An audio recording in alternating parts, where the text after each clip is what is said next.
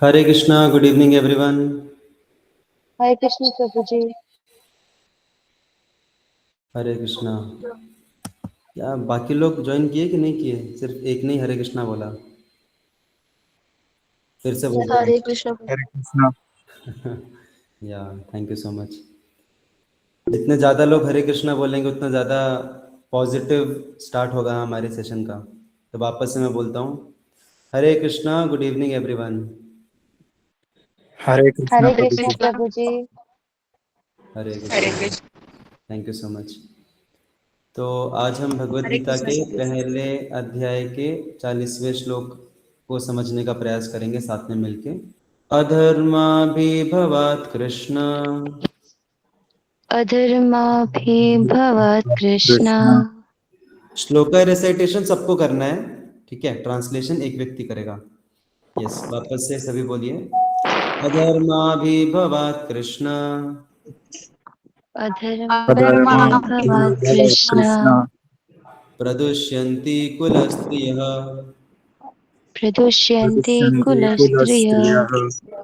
स्त्रीषु दुष्टासु वार्ष्णेय स्त्रीषु रीतिषु दुष्टासु दुष्टषु वार्ष्णेय। वार्ष्णेय। जायते वर्णसंकरः। जायते जायते वर्णसङ्करः। वर्णसङ्करः। ट्रांसलेशन।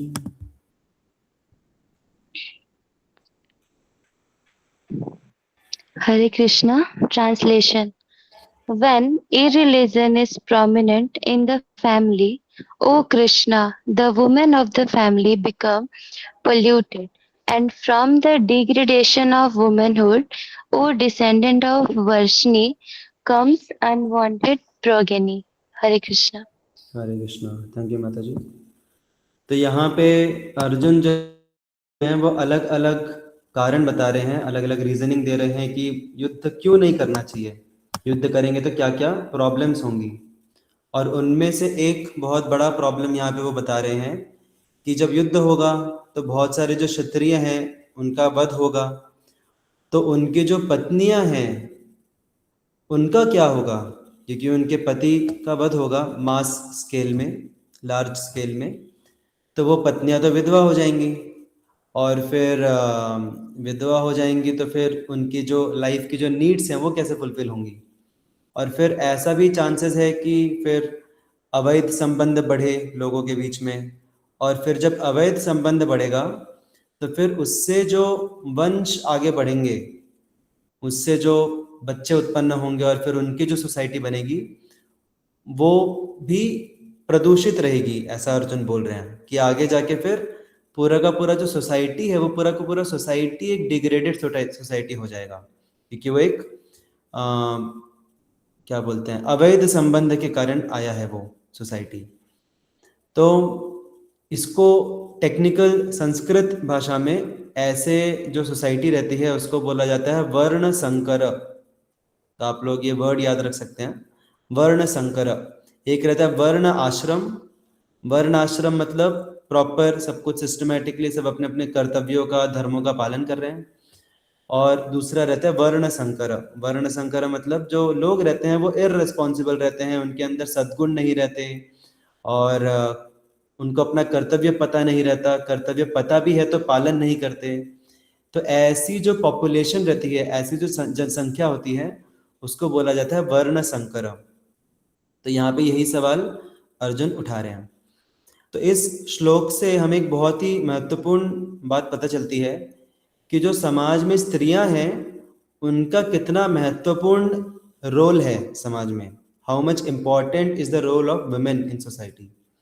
खास करके ये जो बात हो रही है ये आज से 5000 साल पहले की बात हो रही है, मतलब वैदिक एरा की बात हो रही है, जिसमें जो वुमेन थी और आज की जो वुमेन हैं, आज की जो स्त्रियां हैं और वैदिक काल की जो स्त्रियां हैं उनमें काफ़ी फ़र्क है। फ़र्क ऐसा है कि आजकल की जो स्त्रियां हैं उनके ऊपर एक एडेड एक काइंड ऑफ जिम्मेदारी है टू अर्न ऑल्सो। क्योंकि वैदिक एरा में जो स्त्रियां रहती थी उनकी जिम्मेदारी रहती थी कि घर को अच्छे से संभालें और बच्चे जो हैं उनको अच्छी परवरिश दें, घर को संभालें, एंड दैट्स इट। मतलब उनकी जिम्मेदारी उतनी ही रहा करती थी। तो अभी हम थोड़ा सा उस दौर में जाके हम डिस्कशन करेंगे। अभी हम मॉडर्न एरा के हिसाब से डिस्कशन नहीं करेंगे, क्योंकि ये जो श्लोक है ये अर्जुन ने उस समय बोला था। तो उस समय पे जो स्त्रियां थी वो सिर्फ घर को संभालती थी। ओके, तो जो वैदिक एरा है और जो मॉडर्न एरा है उसमें एक बहुत बड़ा लोगों की मेंटालिटी में एक फर्क आया है। जो वैदिक एरा है, वैदिक जब मैं एरा बोल रहा हूँ, एरा मतलब युग, जो वैदिक समाज है हमारा, उसमें इंडिविजुअलिटी को बहुत महत्व दिया जाता था। इंडिविजुअलिटी मतलब पता है आप सभी को? किसी को पता है इंडिविजुअलिटी का मतलब क्या होता है? इंडिविजुअलिटी मतलब अलग अलग लोग जो हैं उनकी अलग अलग मानसिकताएं हैं, अलग अलग नेचर हैं, अलग अलग हिस्ट्रीज हैं सबके। तो सबको एक ही तरह के ढांचे में ढालने का प्रयास नहीं किया जाता था वैदिक एरा में। इवन जो गुरुकुल रहा करते थे, गुरुकुल में भी जब बच्चा जाता था पढ़ाई करने के लिए बचपन में, तो उसका स्वभाव, उसके स्वभाव को जाना जाता था कि उसका स्वभाव कैसा है। क्या उसका स्वभाव क्षत्रिय वाला है, या वैश्य वाला है, या शूद्र वाला है, या ब्राह्मण वाला है। और फिर उसके स्वभाव को जान के उसके अनुसार उसको प्रशिक्षण दिया जाता था, जिससे वो अपना बेस्ट करे। गेटिंग ना? वो अपने आप को सबसे बेस्ट तरीके से निखारे। ये नहीं कि हर कोई व्यक्ति को एक ही तरीके से आप एक ही ढांचे में डालने का प्रयास करो, क्योंकि उस समय पे इंडस्ट्रीज नहीं हुआ करती थी। अभी के जमाने में क्या है, इसको एज ऑफ इंडस्ट्रियलाइजेशन बोलते हैं, राइट? आप लोगों ने सुना होगा इंडस्ट्रियलाइजेशन मतलब, पता है आप सभी को क्या बोलते हैं हिंदी में इंडस्ट्रियलाइजेशन को?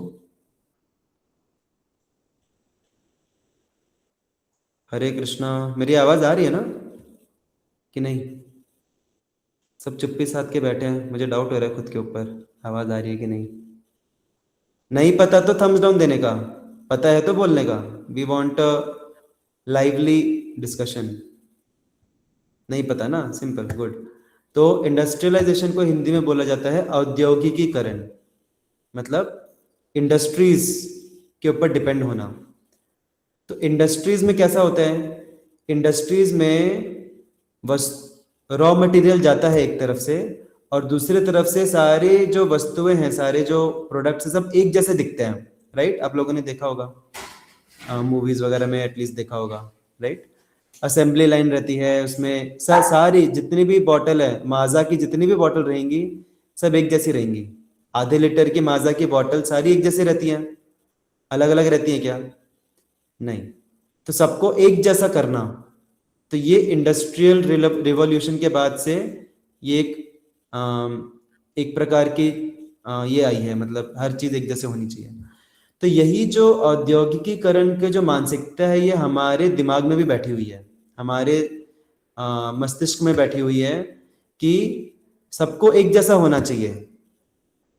अगर कोई व्यक्ति थोड़ा अलग हटके है तो उसको नकार दिया जाता है। जैसे हम लोग अपना इसमें देखेंगे, शिक्षा प्रणाली में भी देखेंगे, सबको एक प्रकार का एजुकेशन दिया जाता है, right? Everyone is given one kind of education, सबको सिमिलर सब्जेक्ट्स रहते हैं। और उस पढ़ाई में सपोज कोई व्यक्ति है, कोई स्टूडेंट है, वो पढ़ाई में नहीं कर पा रहा है, वो नहीं पढ़ पा रहा है, उसका स्वभाव नहीं है पढ़ाई का, तो क्या बोल दिया जाता है कि ये फेलियर है, ये जिंदगी में कुछ नहीं कर पाएगा। क्यों नहीं कुछ कर पाएगा? क्योंकि ये पढ़ाई नहीं कर पा रहा बैठ के। बट हो सकता है उसका स्वभाव ना हो पढ़ाई वाला, हो सकता है उसका स्वभाव दूसरे तरीके का हो सकता है वो उसके अंदर कुछ दूसरी क्वालिटीज हो। एक्चुअली हर किसी व्यक्ति के अंदर कुछ ना कुछ स्पेशलिटी है, सबके अंदर कुछ ना कुछ क्वालिटीज हैं।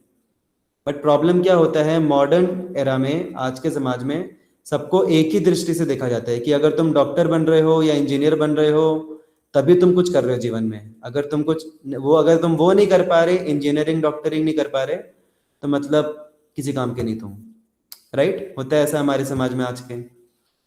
तो ये जो समाज है ये सबको एक ही ढांचे में ढालने वाला समाज है आज का, लेकिन वैदिक समाज ऐसा नहीं था। तो हमको कई बार ऐसा लगता है कि अगर हमें रिस्पेक्ट चाहिए, अगर जैसे वर्णाश्रम की बात की जाए, तो अगर रिस्पेक्ट है तो रिस्पेक्ट किसको मिलती होगी? रिस्पेक्ट सिर्फ ब्राह्मण को या क्षत्रियो को मिलती होगी रिस्पेक्ट, क्योंकि ये हम आज के समाज के हिसाब से सोच रहे हैं। हमको लग रहा है कि जैसे कोई आईआईटीएन है या कोई डॉक्टर में कोई बहुत बड़े कॉलेज से पास किया है, मतलब वही सिर्फ एक बुद्धिमान व्यक्ति है। बाकी जो उस फील्ड में अच्छा नहीं कर पाया वो बुद्धिमान नहीं है। हमको लगता है कि ये किसी ने अचीव कर लिया, वही टैलेंटेड है बस।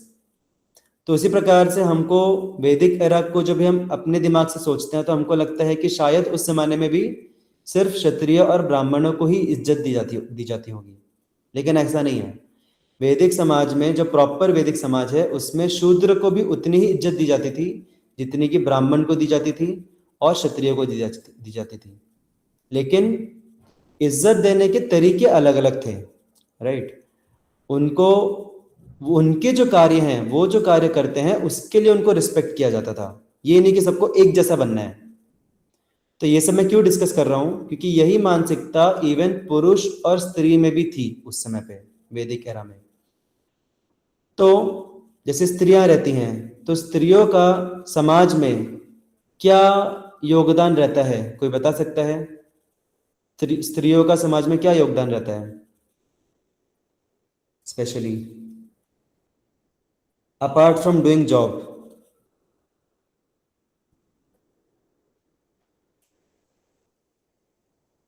हरे कृष्णा, क्या कुछ योगदान ही नहीं है? कम से कम स्त्रियों को तो बोलना चाहिए। She heavily contributes in giving direction to the society. कैसे?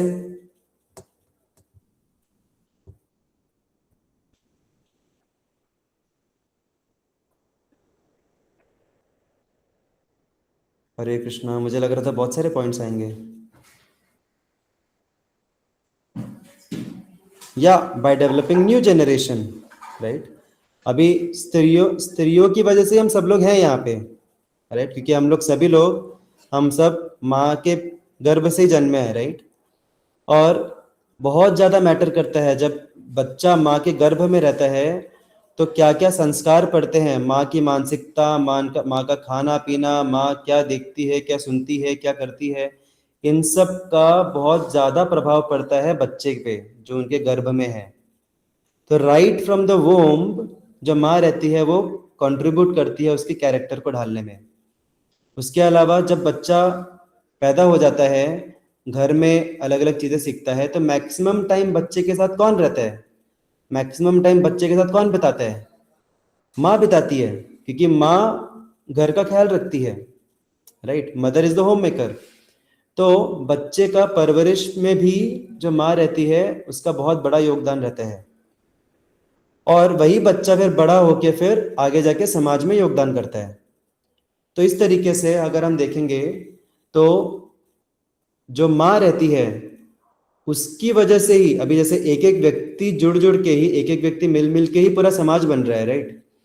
तो उस तरीके से अगर हम देखें तो पूरा समाज अल्टीमेटली कौन बना रहा है, पूरे समाज का कल्चर अल्टीमेटली कौन बना रहा है? कौन बना रहा है पूरा कल्चर समाज का? स्त्री। हाँ, स्पेशली अगर हम देखेंगे तो mother.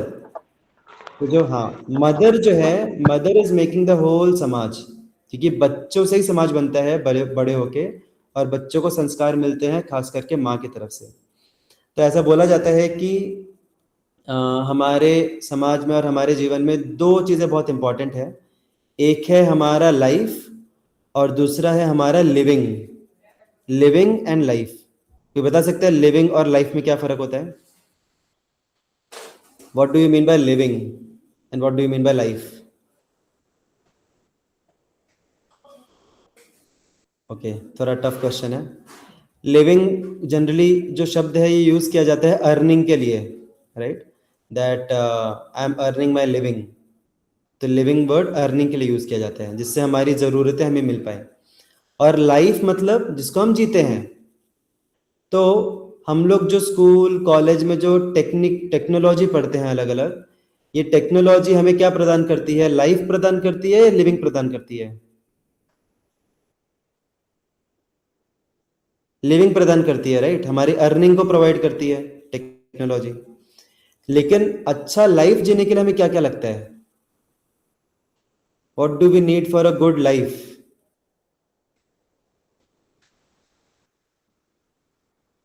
We need good character, right, जिससे लोगों का हमारे ऊपर ट्रस्ट रहे। एक अच्छा कैरेक्टर लगता है, एक मन की शांति लगती है, रिलेशनशिप्स लगते हैं, मोरल वैल्यूज लगते हैं। तो ये सब कहाँ से मिलते हैं? ये सब सिर्फ जॉब करने से नहीं मिलते, जॉब करके पैसे प्रोवाइड करने से नहीं मिलते। ये सब मिलता है घर के अंदर कल्चर कैसा है। घर के अंदर का जो कल्चर रहता है उससे व्यक्ति का कैरेक्टर निर्माण होता है, उससे उसका नेचर निर्माण होता है, उसका बिहेवियर निर्माण होता है। और ये जो घर का कल्चर है कौन बनाती हैं? ये घर का कल्चर बनाती हैं wives and mothers. Of course यहाँ पे मैं ये नहीं बोल रहा कि पुरुष कुछ नहीं करते, ऑफ कोर्स पुरुष बहुत ज़्यादा योगदान पुरुष भी करते हैं, कोई बुरा ना मान जाए बट वैदिक सभ्यता की जब हम बात कर रहे हैं तो पुरुषों के ऊपर ज़्यादा रिस्पॉन्सिबिलिटी रहता था to earn a living, right. Family को रिसोर्सेस प्रोवाइड करना, धन संपत्ति प्रोवाइड करना। लेकिन अंदर घर के अंदर जो कल्चर है वो कल्चर कौन निर्माण करता था? उसकी ज्यादा जिम्मेदारी रहती थी स्त्रियों के ऊपर, वाइफ्स के ऊपर एंड मदर्स के ऊपर। तो इस प्रकार से पूरा जो समाज है उसको बनाने में स्त्रियों का बहुत बड़ा योगदान है। और ये सब मैं किसके बारे में बात कर रहा हूँ? ये मैं ऐसी स्त्री के बारे में बात कर रहा हूँ जो वर्किंग नहीं है। ओके, कई बार क्या लगता है हमको कि कोई अगर व्यक्ति वर्किंग नहीं है मतलब वो कुछ काम का नहीं है। ऐसा कभी कभी किसी किसी लोगों में गलत मानसिकता रहती है, इवन स्त्रियों में भी ये मानसिकता रहती है कि जब तक हम वर्किंग नहीं हैं तब तक we are not having any value. But अगर कोई वर्किंग नहीं भी है, fully zero earning, zero working, still that woman so much, actually that woman everything society. क्योंकि अगर जो पुरुष है वो बहुत ठीक है, बहुत मेहनत किया, उसने बहुत कमाया, अगर घर पे उसको अच्छा एक ये नहीं मिल रहा है अपने परिवार वालों की तरफ से, वाइफ की तरफ से, अगर अच्छा बिहेवियर, अच्छा प्रेम नहीं मिल रहा है, तो क्या वो अच्छे से अपना जो भी अर्निंग है वो कर पाएगा? नो, वो पूरी तरह डिस्टर्ब रहेगा। तो इवन जो पुरुष है उसका जो अर्निंग है, उसका जो मेहनत है, उसके पीछे भी बैकबोन कौन है?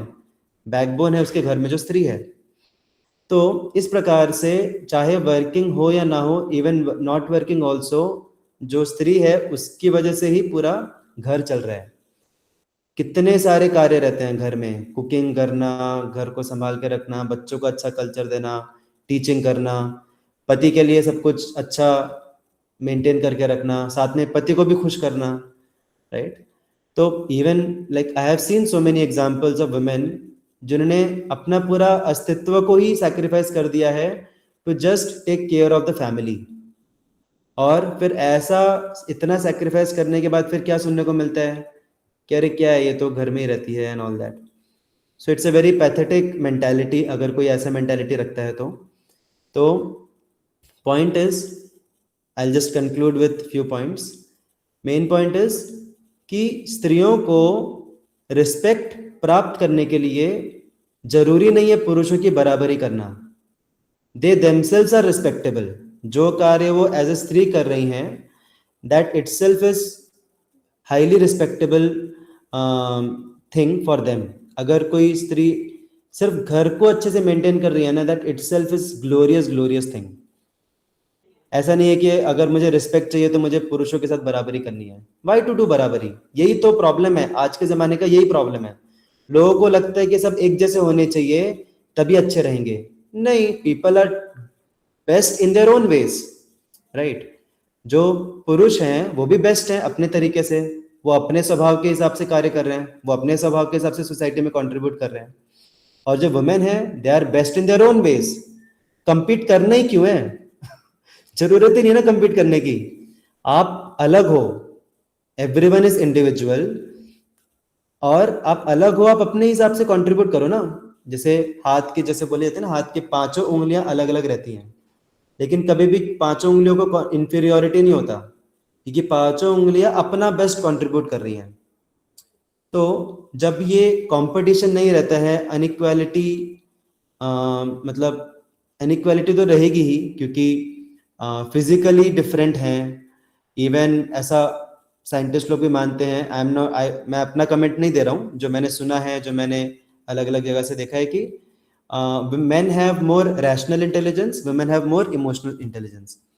और एक जनरल स्टेटमेंट है, इसमें एक्सेप्शंस भी बहुत सारे रहते हैं। बट क्या जीवन जीने के लिए सिर्फ रैशनल जरूरी है? नो। और क्या जीवन जीने के लिए सिर्फ इमोशन जरूरी है? नो, दोनों जरूरी हैं। तो इसीलिए प्रॉब्लम कब होती है? जब हम एक ही चीज को सुपीरियर मानते हैं, बाकी चीज को हम डिस्कार्ड कर देते हैं, और फिर उसके लिए फिर हम कंपैरिजन करते हैं, compete करते हैं। That is the problem of modern world. लेकिन रियलिटी ये है कि एवरीवन इज डिफरेंट, भगवान ने सबको अलग बनाया है, और हर एक व्यक्ति अपने अगर बेस्ट पोटेंशियल को यूटिलाइज कर रहा है, then that person is contributing to the society in the best way, and that person is fully respectable. और उसके ऊपर से जैसे आज के जमाने में जो स्त्रियां हैं, they are even more glorious, more respectable than even Vedic era also. क्यों? क्योंकि अगर वो प्रॉपरली सब चीजें बैलेंस कर पा रही हैं तो, because they are definitely they are making the society, they are making the culture of home and everything. उसके साथ साथ along with that, if they're earning also, right, then that is even a bigger sacrifice, even a bigger responsibility. But वो नहीं भी है, still because of them only everything else is happening, because they are maintaining the home nicely, because they are maintaining the culture nicely, और वो एक अच्छा upbringing दे रहे हैं बच्चों को। जैसे आज के ज़माने में एक थोड़ा सा एक नेगेटिव चीज़ भी हो रही है ज़माने के साथ साथ कि because man is also working, women is also working, और वुमेन को भी एक इन्फीरियोरिटी लगता है कि अगर मैं वर्क नहीं करूँगी then I am dependent and all that.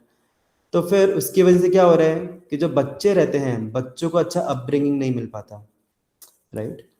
और फिर then they are dependent on some other professional person like Aya and all that. Of course, ऐसा blanket statement नहीं है that it is wrong only. It's a क्या बोलते हैं practical need also sometimes. And sometimes जो mothers हैं, they are able to manage also along with working. They are able to manage the upbringing also of the children. That is even more glorious. But point is, we should respect the individuality of the person. And women have a great respectable position in the society. Whether they are working or not working, that doesn't matter. Just because they are creating a good culture at home और वो सबको अच्छा support system provide कर रही हैं, they are the foundation. पूरा जो समाज है, समाज बनता है घर से, एक एक घर घर मिला के, और घर का जो फाउंडेशन है, घर के अंदर का जो कल्चर है, वो फाउंडेशन है, दे आर वुमेन। तो जैसे फाउंडेशन दिखता नहीं है, लेकिन फाउंडेशन ही हर चीज को संभाल के रखता है। Like that women, sometimes it might be seen कि women may not be working, but वो वही फाउंडेशन है जो पूरे समाज को संभाल के रख रहा है। that's why it was so crucial to maintain the culture of women and maintain the women in the Vedic era। इसलिए यहाँ पे अर्जुन को इतने सारे क्वेश्चंस उठ रहे हैं। यहाँ पे ये नहीं पूछा उन्होंने कि अरे पुरुष चले जाएंगे फिर क्या होगा, यहाँ पे क्या पूछा उन्होंने, वुमेन का क्या होगा, बिकॉज उनसे समाज बनता है। So we'll stop here. Already it is 3 minutes extra. हरे कृष्णा। किसी को अगर कुछ डाउट्स हैं, कुछ कंट्रोवर्शियल चीज़ अगर मैंने बोल दी जो किसी को अगर ठेस पहुंची हो, कुछ अच्छा नहीं लगा हो, then feel free to get back to me over WhatsApp. Hare Krishna. Thank you so much.